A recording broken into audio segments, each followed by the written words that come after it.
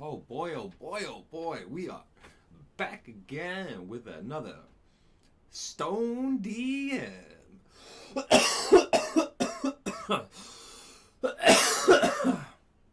And that makes me the Stone DM. Um, nah.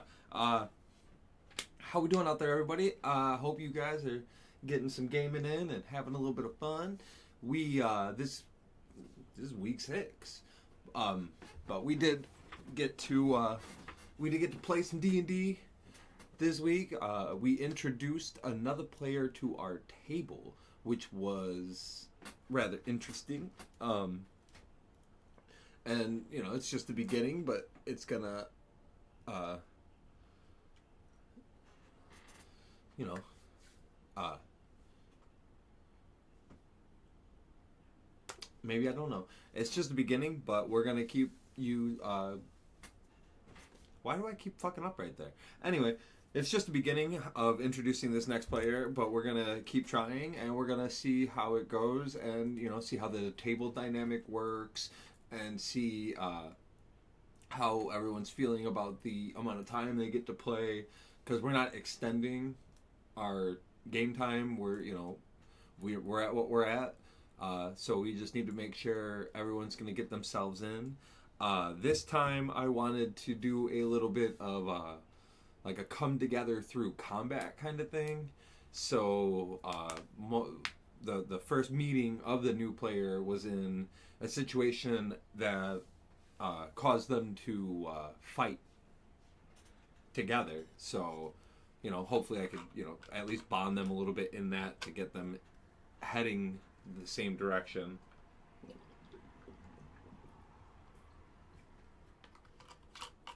Sorry. Super excited. Really at a loss of words. Big Thursday night football game. So I want to get this done before the game comes on, because I will be very distracted. My boys are playing. I went with the throwback Ray Maluga jersey, you know what I'm saying? But super excited for what D&D has to offer, especially after last night. And just we had a little bit of a deal with some petrification. That's a thing we haven't really dealt with yet. So the solutions there were pretty fun. We did have one person get petrified, and I was using basilisks. So they had to either have a restoration or a the jar that did it itself. But they were in a position where they were smart enough to understand that they have a location that they were familiar with close by that could potentially help, and just their luck, it did. So they managed to get through that. But most of this session was combat, because that always takes a while. And then kind of just figuring out this thing and adding another player into the mix to get everything started. And then the next few sessions will probably tell us if we're gonna be comfortable with having the extra person, or if people are feeling left out or anything like that, because that's going to come on to me to ensure that everybody's getting enough time and stuff like that. So I just really need to develop scenarios that allow everyone to have game time, I guess it would be the way to say that. So just to make sure everyone has some enough time to play, enough things come up that are in that character's proficiency, I guess.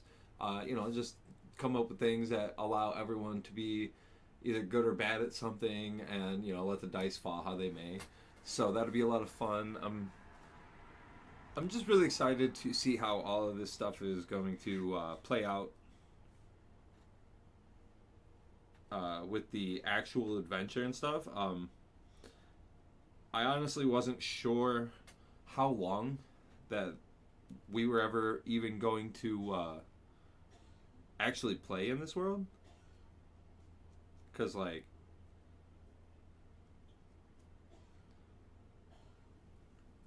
other people want to DM, and this whole thing is all made up. I wasn't sure if I was going to be able to keep their interest to even, get a game going. Or, actually, we're going to use the Bengals lighter. Because it is Bengals game day, baby. And we got us a Bengals lighter when we was in Ohio. Hey, actually, we got two. So hopefully we can hold them out and they'll last a while. I'm really only using them on game day right now, though. But I'm not too much of a stickler on things like that. I'm getting really into other things that are not D&D. But we are the Stone DM. Hey, we will get to that, huh?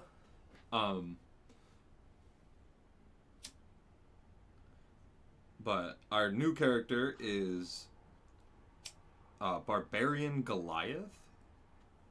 And in the world of Mirage, instead of just being like cut from stone or something like that, like the Goliath, they are more nature based. So she chose to go with like a tree leafy kind of look, which is really interesting. And then that also allows me to develop different types of Goliaths, but it also puts me in a position to where I have to do that too. But that just gives the world a little bit more flavor, a little bit more color, a little bit more love, Because the more time I spend in creating it and developing the actual, the layout of this world, the better it's going to be for everybody. And then if I can figure out the next couple things that I want to figure out, which are like a moon cycle and a season cycle and a couple things like that. One of the players that we have at the table is really into stars and shit like that. So I may ask if they would like to help me out a little bit here and kind of just work together on some of that stuff. But the fun part about that is since we are only 600 years of having inhabitants of like humanoid races, there's still time to make up all that stuff, and new people can see different things in the stars, and they can have new ideas come to life, and then they can have different warships and just different beliefs and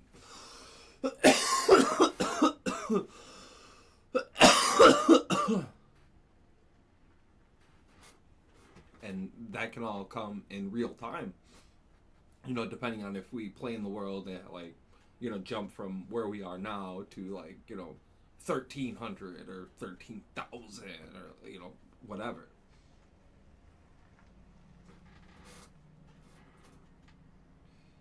So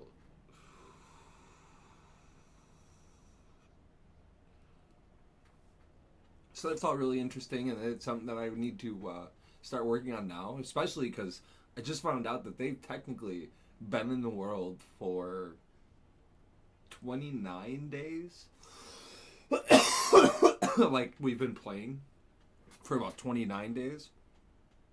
So I'm thinking, because we started basically on a full moon, so I'm thinking they should be probably back to another full moon, right? Like, so I'm not really sure how I'm gonna do all that. And then like the season things, do you want to go like a Song of Ice and Fire, like the Game of Thrones style, where you have the long winter and the long summer, and like or do I want to go the base style like I have here where I'm at in Illinois, with what's supposed to be 4 seasons, summer, winter, spring, fall, all within so many months, and like do like a little perfect order like that. And then if I did want to do it the other way, like how would I write that? How would they, because like the agriculture village, the little farm village that they're getting ready to go to, that place is like greenhouses and shit. Because obviously, if they're the place that is ready for, to to grow the food year round and like supply most of the land with the food, then they're gonna have to be able to grow something always. You know what I mean? So I seen some cool greenhouses where they like dig them into the earth. So I'm gonna have a couple of them. I'm gonna have some regulars. I'm gonna have some open fields. I'm gonna have, because there's like a winter wheat and shit like that possibly exists. So just a lot of things that I really need to come to terms with. I need to figure out in the game, in the world. So that's gonna be a lot of fun. I didn't really get into a lot of these things when I was creating the world, because really I just wanted to have some things laid out that would be interesting to the people. That way when we did get started, we could just, get into it. And those aren't really things that, like, cross my mind when I'm playing the game, so, it's not a big thought while the game is being built for me either. Most of my thought process is having a place that has life to where it feels like, it's being lived. It has some hooks to try and bring them in, catch some attention. It has characters that you would find in most places. And then, aside from that, the other thing I wanted to do is make the world dangerous. So right now what I'm struggling with is how the travel is going to go. And right now we do it basically just like a day-by-day thing. However, I did fuck up and allowed them to get a cart. I don't know if that's going to backfire on me or not, but that will make travel a little quicker. But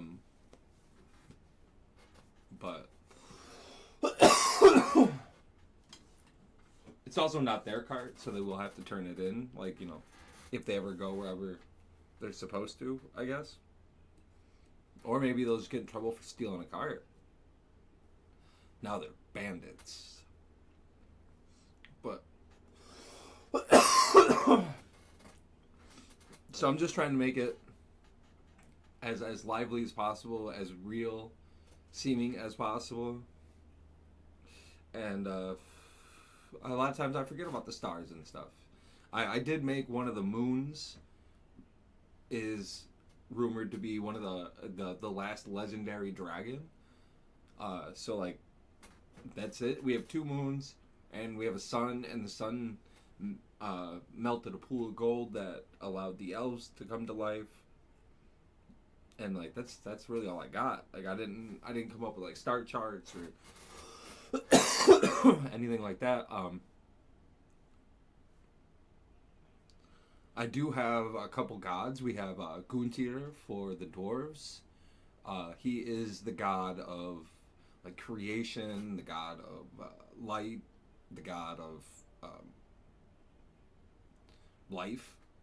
And then we have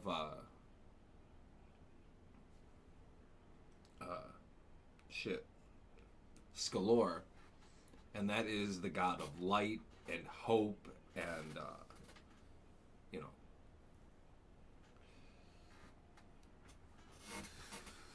like the and they don't really celebrate, or they don't really have like a death god. The life god is who they call to for that. They celebrate the person's life. So that leaves room for evil gods to come to life. The elves have a few gods of their own. And that kind of creates a little bit of turmoil when, some of the dwarves or somebody meet the elves and they talk about, their fancy gods. So, and there's only like 100, there's less than 200 elves in the entire world.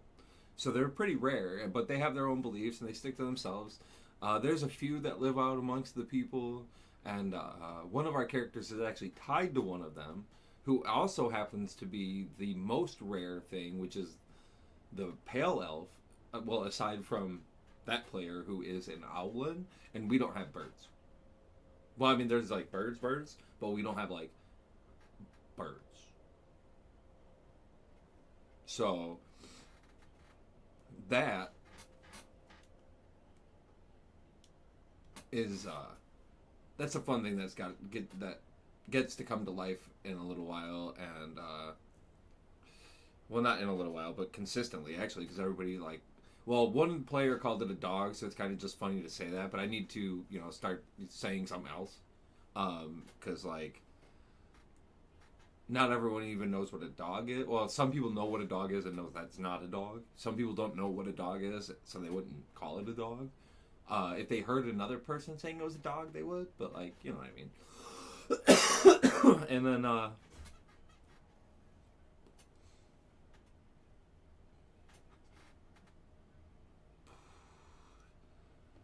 we'll see how that affects the world and stuff like that.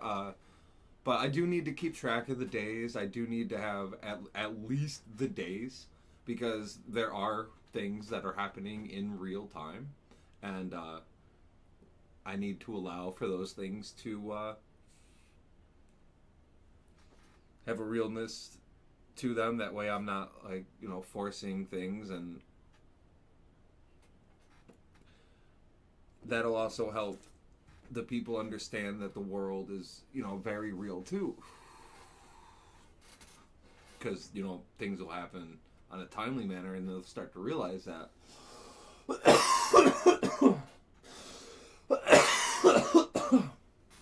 Like one of the players just remembered that they kind of just never went home, and like that's not good. Depending on the type of communication and stuff that they have. But I guess if I just said that now and she watches this, she will try and fix that. But her character won't. She's really good at staying in character, so she probably won't. She might not. But there are other things that are happening just like that. They just left the danger of Fort Runoft and are trying to go fix it, by learning and getting the equipment to do so. And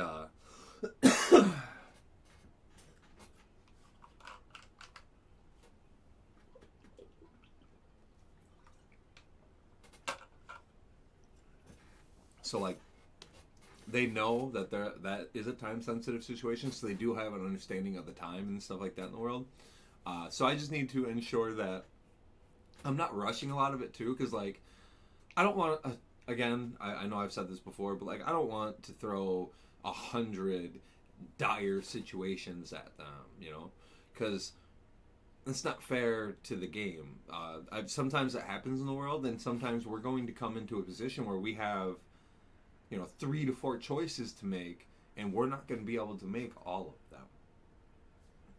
But I don't want to do that right away. Like, we just got done with the Adventure Academy, and they just entered the world. They're level 5, so like they have some experience, they have learned things. But as far as like world scenarios go and who they are as characters,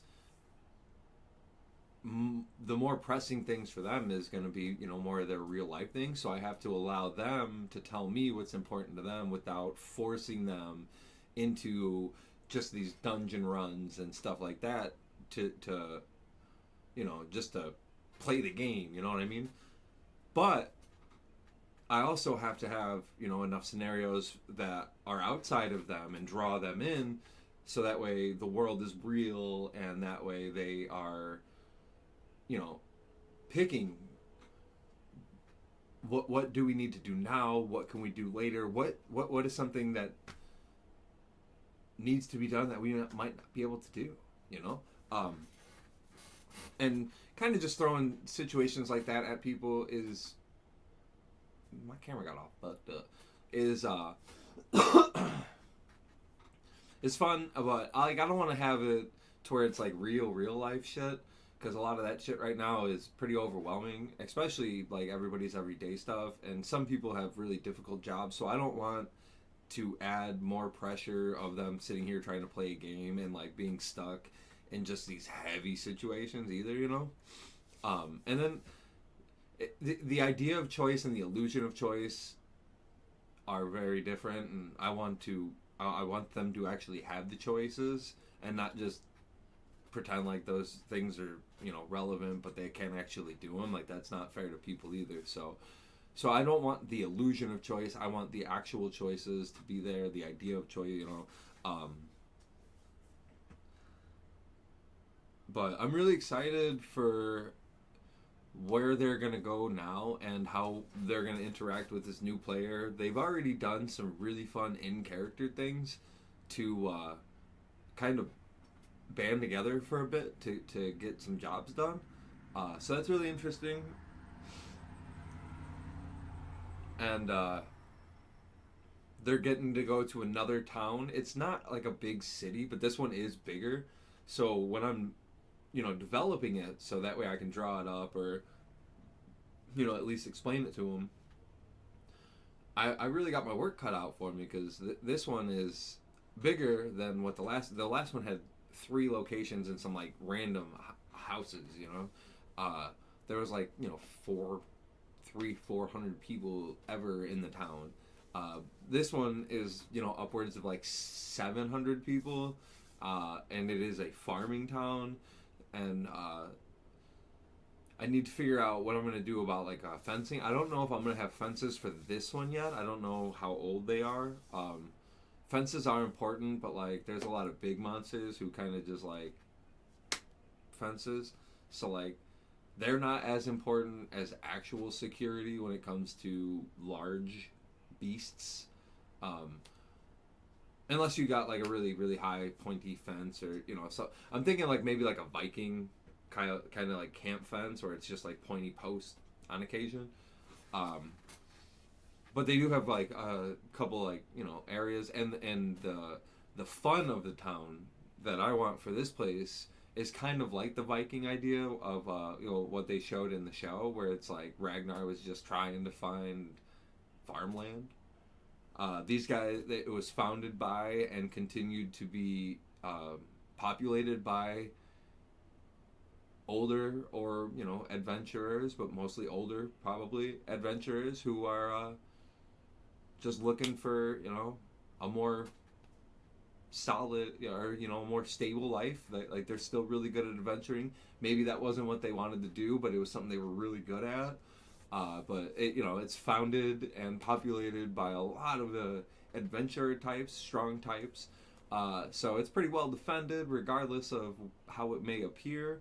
And they take their farming very seriously because they are the food of the land. So I'm pretty excited to develop that a little bit more. I need to add a couple different locations as far as like shops and taverns and entertainment and stuff like that go. I just want to be good.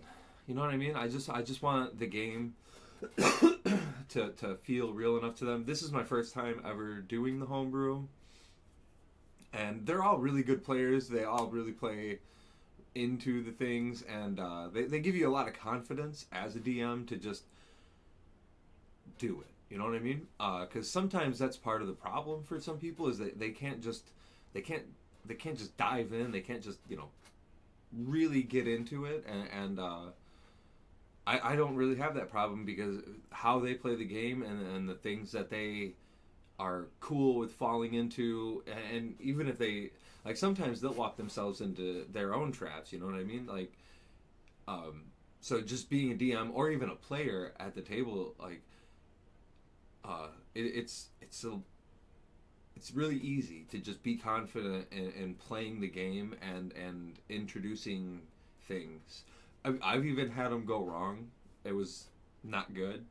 Uh, Quite the dilemma. I even asked them if they wanted to scratch that session and do a little different. I was very ready for that. They did not. We played with what I had and what I forced them into. And it worked in the end, but it did not work in the moment. It was a terrible idea on my end. I had no idea, honestly, what I was doing, and I was very scared of the place. And I tried to explain that to them, too. I'm pretty sure they understood. And then, they obviously explained to me as a player how that situation felt, and I got it because, like, it was just stupid. It was during Curse of Strahd, and it was with uh, uh, the house, the tree house, and Baba Lysaga, and I was so scared. I just wanted them to go away, so I just tried to arrest them with werewolves because they needed to meet the werewolves anyway. Uh, I thought it was just going to be a simple like, "Hey, you're captured," but like they didn't understand, uh, like just giving up, and I did not introduce it that way at all. So it was just a whole huge clusterfuck, and I'm not great with words, as if you haven't noticed. But it didn't work. But I still have the confidence, even after such an epic fail, to continue to try and introduce these things, and sometimes they work and sometimes they don't, and it's a lot of fun, and we all really enjoy the game and we all want to learn it, so like we have to come across these things, which is like why I wanted to do petrification with this last one, because we haven't seen that yet, really. Have we? I don't know. I don't think so. Like we've had a silence thing where I almost got us in trouble when I was a player. We've had like some effects. We've had some deathly scenarios, but we haven't had just this like, oh hey, there's your character. They're there, but they're not. Unless you can fix it. There are ways to fix it, and then they're like puzzle time, and that's awesome. So like I was really excited to see them really enjoy that. I was really sad for the player because like I don't want to take away anyone's night of playing, uh, but sometimes sometimes it happens. That's the dice tell the story. It's not up to us what happens, and that's the other really fun part too, and that's what makes it the game obviously is like you can sit here and hope all day that everything works out for your character, but honestly, sometimes when you roll that bad dice and get that reaction, that's the best. You know what I mean? So, um, I'm looking forward to continue to introduce new things. I'm looking forward to build up the town. I have tried to start to introduce weather checks. I've seen that, and there's a lot of things that you can do with weather, and there's a lot of stuff weather can add to the game as far as like storytelling wise. So I think we should probably play with that a little bit more, and just try and really divvy up the scenarios. We fucking ran into a dinosaur again. I I changed the roles because they went back through the swamps, and dinosaurs are going to be all throughout the world. I need to come up with different ones because like the ones that we got now, they've seen, uh, but like so I need to come up with a couple different ones to add. But like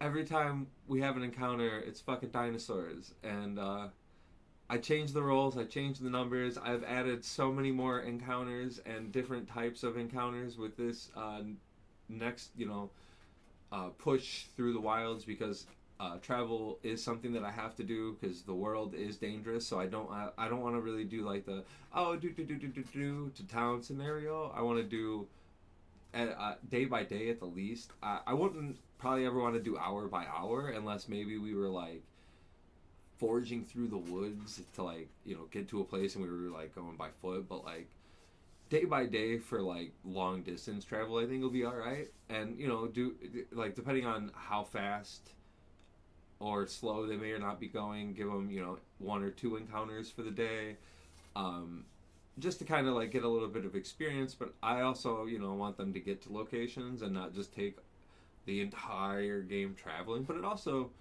depends on which scenarios they roll up that will allow them, because they could roll up a cave that they spend 2 sessions in now exploring this cave, and that could be fun. But I hope you guys go check it out, All Bear Crew over here on YouTube, and If you want to talk football or anything like that, Fat Eddie on YouTube. But D&D stuff right here. I hope you all have fun and puff, puff, smile. You know what I'm saying?